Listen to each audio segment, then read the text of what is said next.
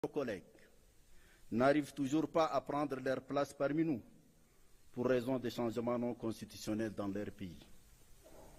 Excellences, Mesdames et Messieurs, chers amis, ensemble, avec le constant soutien de nos chefs d'État, nous avons fait beaucoup et avons jeté les bases de davantage d'ambitieux programmes. Il n'y a presque aucun domaine significatif où nous n'avons pas sémé, cultivé et parfois cueilli, même si les intempéries politiques, économiques et diplomatiques ont quelquefois réduit notre productivité et notre production, pour rester dans une métaphore agricole. Dans le domaine de la santé, la Covid-19 a été vaincue comme l'a été Ebola et les Mpox. Africa CDC s'affirme comme un outil efficace. L'Agence africaine des médicaments AMA s'installe. L'Agence humanitaire africaine sort de ses limbes. Le PANVAC s'équipe, se consolide. L'éducation se modernise et met définitivement le cap sur le futur, en centrant l'attention et les efforts sur l'innovation et l'intelligence artificielle. La stratégie industrielle s'ébauche. La zone de libre-échange continentale ZLECAf s'opérationnalise en dépit des obstacles. Les positions africaines sur le climat se consolident. L'agriculture et l'économie bleue prennent peu à peu leur place naturelle dans nos choix stratégiques. Le secteur des infrastructures et de l'énergie a connu des avancées significatives.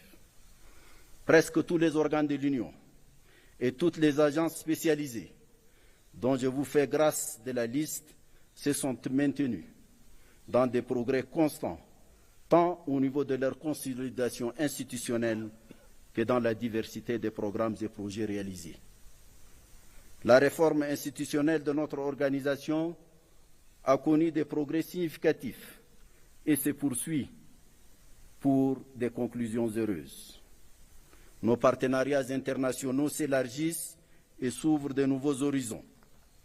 Notre crédibilité internationale et notre visibilité dans l'arène mondiale se sont affirmées de façon significative. Des rapports circonstanciés sur tous ces palmarès seront présentés certainement au sommet. Il est superflu, donc, de vous en encombrer maintenant. Excellences, Monsieur le Président, Mesdames et Messieurs les ministres, de tels acquis ne devraient pas occulter nos insuffisances, nos lacunes, nos difficultés et les défis qui continuent de toutes parts de nous assaillir.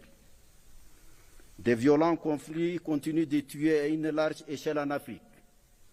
Le Soudan et l'Est de la République démocratique du Congo en sont les théâtres les plus poignants, les plus dramatiques à tous égards. Le difficile financement de notre organisation continue de peser lourd sur son efficacité et son indépendance de décision. La revitalisation du Fonds de la paix et l'atteinte de son premier objectif est une lueur encourageante à ces sujets.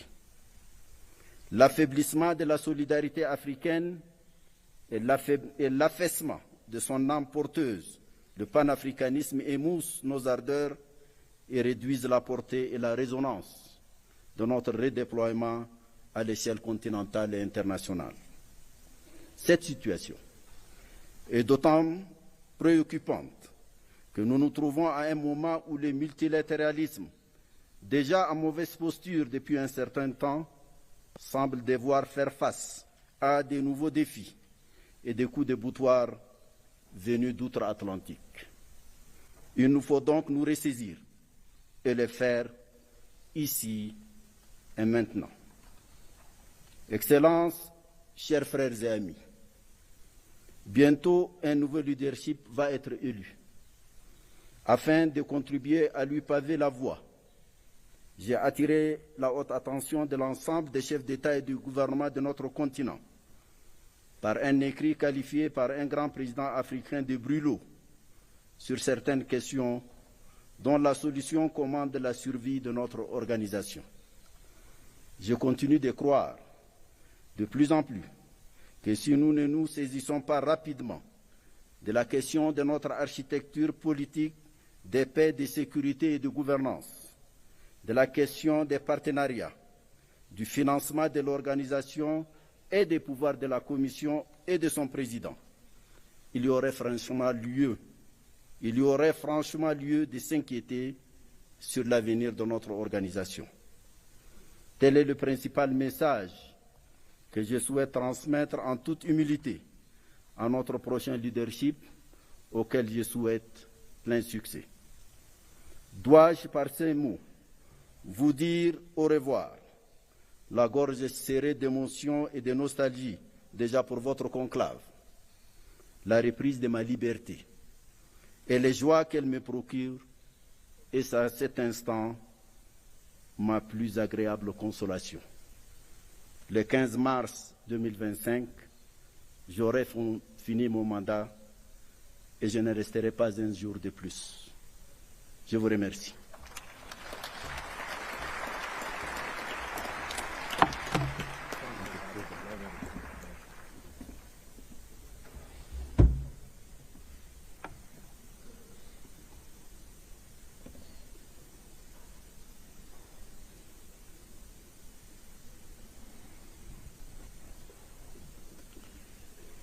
Thank you, Your Excellency, for these insightful remarks and statement. It is now my great honor to invite His Excellency Claver Gatet, Under Secretary General and Executive Secretary of the United Nations Economic Commission for Africa, to deliver his statement. Your Excellency.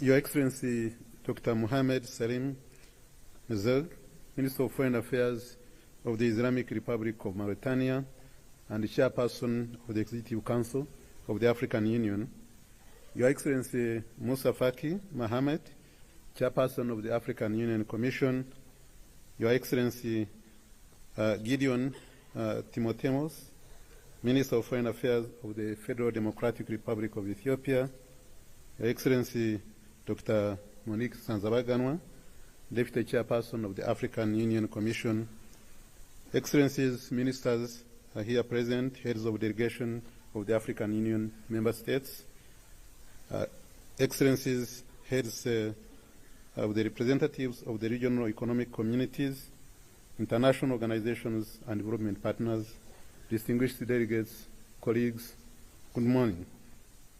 It is an honor to address this esteemed gathering at the 46th Ordinary Session of the Executive Council of the African Union under the significant theme, Justice for Africans and the People of African Descent through Reparations. I wish to extend my gratitude to the African Union Commission for prioritizing this theme of the year, and I would like to use this opportunity to congratulate the African Union Chairperson, His Excellency Moussa Faki Mohamed, for his exemplary leadership throughout his tenure. We thank you very much. I also salute the heads of state and government who have committed to launching the 2025 theme in their respective countries, demonstrating their collective resolve to secure justice for Africa and its diaspora.